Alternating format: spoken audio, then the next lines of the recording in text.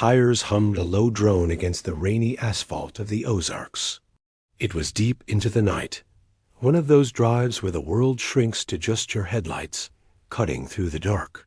Inside the car, my wife and kids were fast asleep, their soft breathing a quiet rhythm against the steady beat of the windshield wipers. But my heavy eyelids were starting to sag. The warmth of the car, the endless stretch of road. It was a recipe for disaster. The car began to drift, ever so slightly, toward the shoulder. My head nodded once, twice. Suddenly, the dead radio roared to life. It wasn't just static. It was a raw, distorted snarl of what sounded like outsider punk, played on a cigar box guitar. The sound was electric, visceral. It shot through the car like a bolt of lightning. Then a gravelly voice boomed from the speakers, a voice that sounded like it had been aged in whiskey and smoke. "I'm the Bull Shoals Boogie Man on WBUL-M radio from beyond the veil. Wake up, late-night driver." My heart hammered against my ribs. Adrenaline surged through me, a jolt more potent than any coffee. The music slammed into a frantic, foot-stomping rockabilly beat, and I was wide awake, hands gripping the steering wheel. Up ahead, the warm, inviting glow of a neon gas station sign cut through the mist. It felt like a beacon in the storm. I pulled in, the crunch of gravel under the tires waking my family. We all piled out, stretching our legs, blinking in the bright fluorescent lights. A little coffee for me, some snacks for the kids, and we were ready to face the road again. Back in the car, feeling refreshed, my wife turned to me with a curious smile. "That's so weird," she said, scrolling on her phone. "While you were getting coffee, I just read an old local legend about a ghost DJ. They call him the Bull Shoals Boogie Man. The story says he still broadcasts from the other side, but only when a driver on these roads needs him most." A shiver went down my spine. I glanced at the radio. It was dead silent, nothing but a soft hiss of static. I didn't say anything.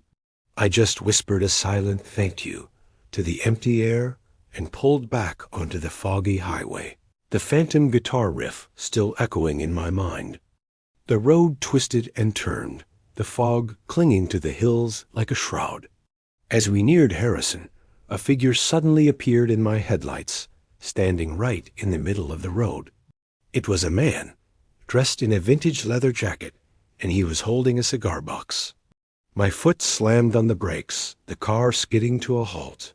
My heart leaped into my throat. But when I looked up, the road was empty. There was no one there. Confused, shaken, my eyes drifted down to my dashboard. And there, sitting right on top of the steering column, was a small yellowed business card. It hadn't been there before. I picked it up. In old-fashioned print, it read, WBULLAM, the voice of the void. Keeping you between the lines since 1954, request line, just scream. I flipped it over. Scrawled on the back in what looked like charcoal was a short note. Drive easy, brother. I've got the graveyard shift covered. Just then, a small voice piped up from the back seat. My daughter giggled. "Daddy," she said, "the guitar man says hi." The sun finally started to peek over the Ozark Hills, painting the sky in shades of orange and pink. The fog began to lift, revealing the breathtaking beauty of the landscape. We pulled over at a scenic overlook to watch the sunrise. Leaning against a stone wall was an old man, weathered and kind-eyed, strumming a beat-up acoustic guitar. I noticed something etched into the wood, the letters HGD. I felt a strange pull, an urge to talk to him. I walked over, and feeling a bit foolish, I asked him if he'd ever heard of the Bull Shoals Boogie Man.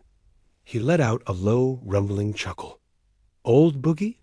He's a good fella, but he's just the messenger." My brow furrowed. The old man pointed his thumb up toward the brightening sky. "It's a whole circuit, see? Zero Antarctica.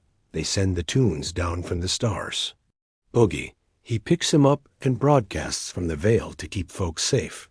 He then patted the ground with his foot. And me? I just keep the ground vibrations steady. He called himself the Hillbillyguitardude.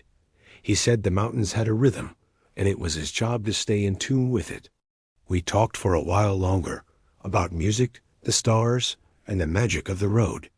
When I turned to say goodbye to my family, and then turned back, he was gone. He had vanished as quickly as he appeared.